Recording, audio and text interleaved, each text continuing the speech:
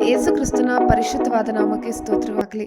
ಈ ದಿನ ಆತನ ದೈವಿಕ ಶಕ್ತಿಯ ಪ್ರಜ್ಞೆ ಮತ್ತು ಸಂಗತಿಯನ್ನು ಕುರಿತು ಧ್ಯಾನಿಸೋಣ. 2 ಕೊರಿಂಥ 4ನೇ ಅಧ್ಯಾಯ 13-14 ವಾಕ್ಯ.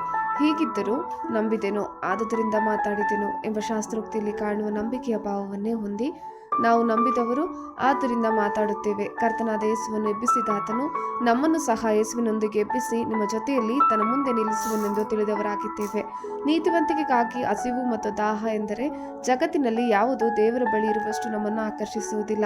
ದೇವರು ತನ್ನ ಜನರನ್ನು ಸಾಮಾನ್ಯ ಎಂದು ಎಂದಿಗೂ ಉದ್ದೇಶಿಸಲಿಲ್ಲ.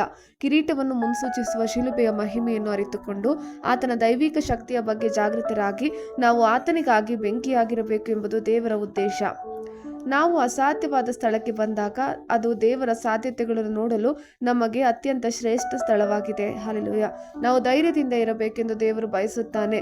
ಆತನು ಪರಿಸ್ಥಿತಿಯನ್ನು ತನಗೆ ಸಾಧ್ಯವಾಗುವಷ್ಟು ಸರಳವಾಗಿಸುತ್ತಾನೆ. ಕೇವಲ ನಂಬುವವರಾಗಿರಿ.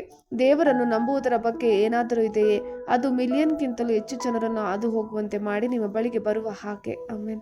ಆದ್ದರಿಂದ ನಾವು ಮಾತಾಡುತ್ತೇವೆ ಮತ್ತು ನಾವು ನಂಬುತ್ತೇವೆ. ದೇವರಿಗೆ ಮಹಿಮೆ.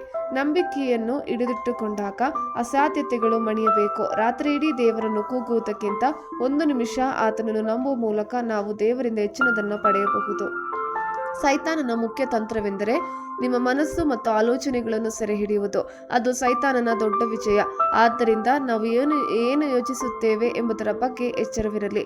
ನಾವು ನೋಡುವುದರಿಂದ ನಾವು ಚಲಿಸುವುದಿಲ್ಲ ಎಂಬುದನ್ನು ನೆನಪಿಡಿರಿ. ನಾವು ನಂಬಿಕೆಯುಳ್ಳವರು. ನಾವು ನಂಬುವುದರಿಂದ ಮಾತ್ರ ಚಲಿಸುತ್ತೇವೆ. ಆಮೆನ್. ನಂಬಿಕೆಯನ್ನು ಹಿಡಿದಿಟ್ಟುಕೊಂಡಾಗ ಅಸಾಧ್ಯತೆಗಳು ಮಣಿಯಬೇಕು. 2 ಕೊರಿಂಥ 5:7 ವಾಕ್ಯ. ನಾವು ನೋಡುವವರಾಗಿ ನಡೆಯದೆ ನಂಬುವವರಾಗಿಯೇ ನಡೆಯುತ್ತೇವಾದ್ದರಿಂದ ದೇಹದಲ್ಲಿ ವಾಸಿಸುವವರೆಗೂ ಕರ್ತನಿಗೆ ದೂರದಲ್ಲಿರುವ ಪ್ರವಾಸಿಗಳಾಗಿದ್ದೇವೆಂಬುದನ್ನು ಬಲ್ಲೆವು. ಆಮೆನ್. ಕರ್ತನ ಕೃಪೆ ನಿಮ್ಮೆಲ್ಲರೊಂದಿಗಿರಲಿ.